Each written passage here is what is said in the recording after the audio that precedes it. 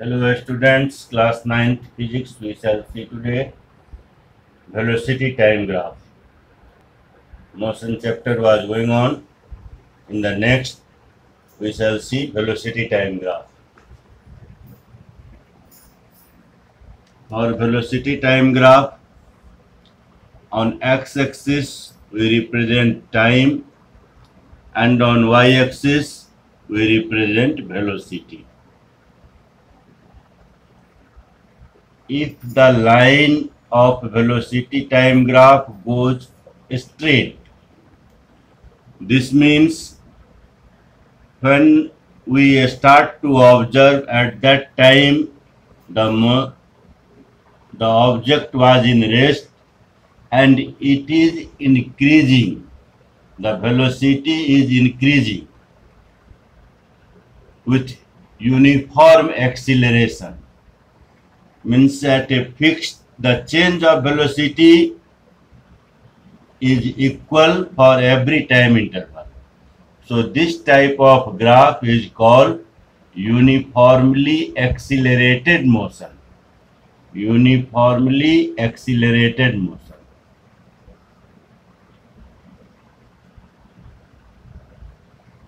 This is the graph of uniformly accelerated motion.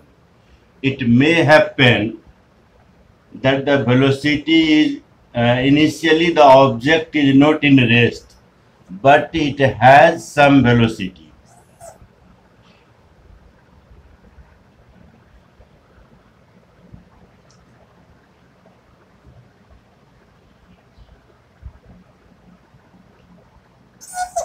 This graph you see, this is also uniformly accelerated motion, but here initial velocity is something u. In this graph the initial velocity is 0, but in this graph the initial velocity of the object is something, let us say u, and after that it is accelerated uniformly, and so it represents a straight line. Here acceleration is uniform and positive. Sometimes you might see that retardation also takes place, means the velocity is decreasing.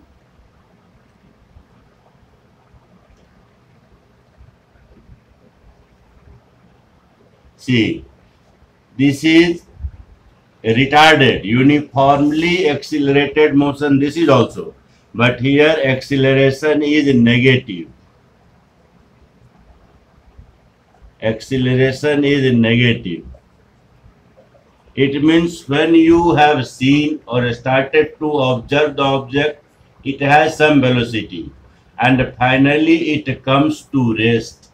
Here the velocity is 0, so finally it comes the rest, means object stops. The direction of the motion is not changed, but the velocity is decreasing. So this is also uniformly accelerated motion, and the velocity is decreasing continuously and the acceleration uniform, and that finally it comes to rest.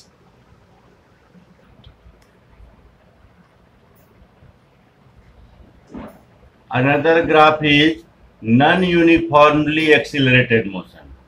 If the object is non-uniformly accelerated, then it may make a curve.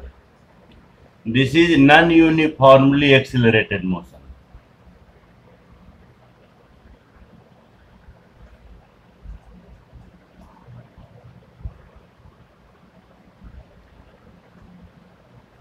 Non-uniformly accelerated motion means acceleration is always not equal.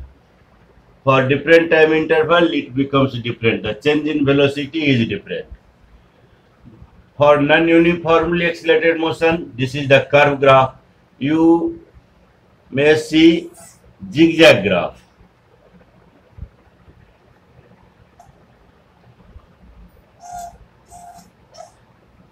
This is also non-uniformly accelerated motion. Another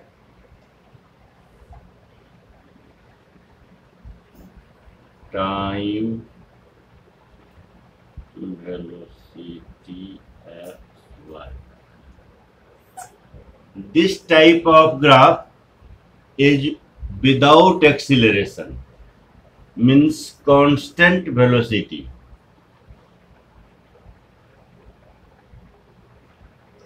Here acceleration is 0. Without acceleration, the object is moving with a uniform velocity. Velocity is uniform. Whatever you will see in first second, that is in the second second, third second, fourth second, fifth second, same velocity is going on, and so here we say acceleration is 0 and the velocity is uniform or constant. Now we shall see the output of velocity time graph, means what we can find using velocity time graph. See, this is uniformly accelerated motion. Graph of the object of an uniformly accelerated motion has been plotted, and now I want to say you what you can find by this graph.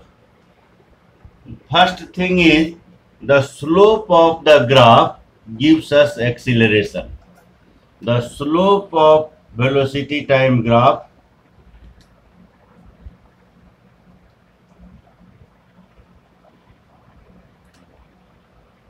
is equal to acceleration. Slope means again same thing, y by x. Means if you find for anywhere the value of y by x, you will get the acceleration which is uniform here. So not need to worry. At any point you may find the value of y by x and corresponding acceleration you will get. Second thing, you may find the distance traveled by the object during a particular time period. To find the distance, you have to close your graph with x-axis. See, suppose this is the time interval for which we want to find the distance traveled by the object. Then close it with x-axis. Now area of this region. The figure is geometrical figure. For this geometrical figure, you find the area of the figure, and that area, a numerical value of area, gives the distance covered by the object. So distance covered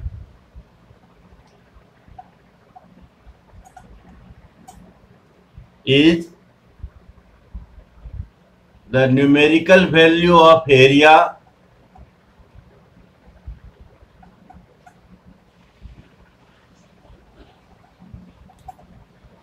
of the geometrical figure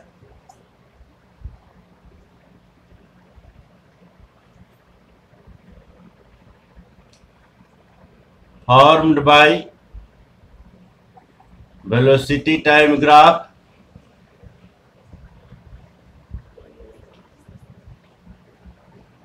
closed with x-axis.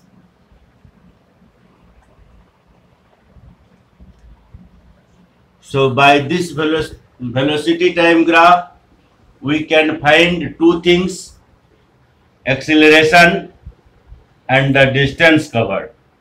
Acceleration is the slope of the graph, and the distance covered is the area of geometrical figure formed by the graph with the x-axis. Now next is equation of motion, and on this basis you may find some numerical problems also. Before going to numerical problems, we shall learn about the equation of motion, which will be in our next class.